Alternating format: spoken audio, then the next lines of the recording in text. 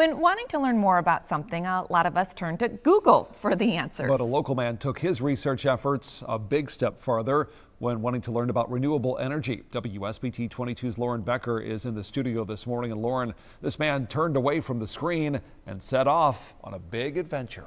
Yeah, Bob, Mike Ditz has a passion for sustainability. To learn more about it, he biked around the world learning from different cultures while documenting his own travels. You can see in the video behind me. He rode more than 40,000 miles in the past 4 years and recently came home and reunited with his family.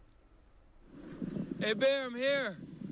Just letting you know I'm here. For 4 years, this is what the view looked like for Mike Ditz, traveling around the world on his bike, researching renewable energy. And I wanted to see more. I wanted to learn about how people live their lives, what different belief systems there are, how people get by, and what the world looks like.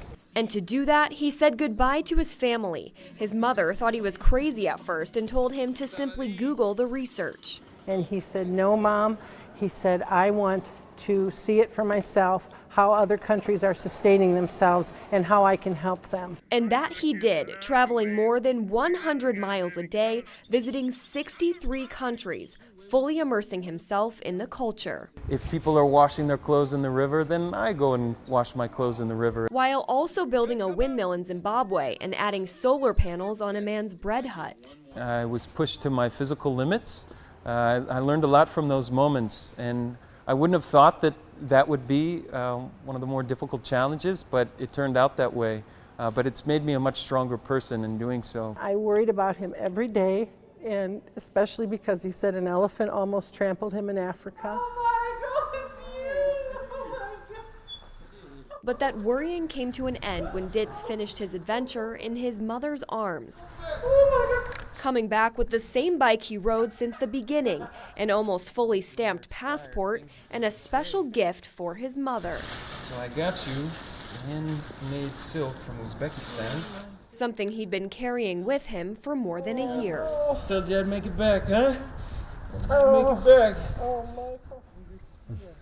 And Mike Ditz tells me he hopes to start his own solar energy company using all these experiences and turning it into his own little thing. Yeah, speaking of experiences, I bet he had a few along the way. Yeah, he did tell me a little bit. I know he had oats one time. I forget which country it was, but his oats were taken by a baboon.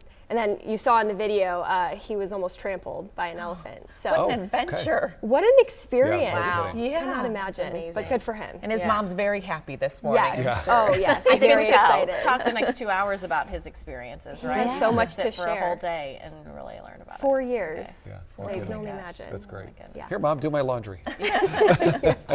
Exactly. Have a little bit of it. Yeah. It's like, Lauren. okay, but you're home. That's right.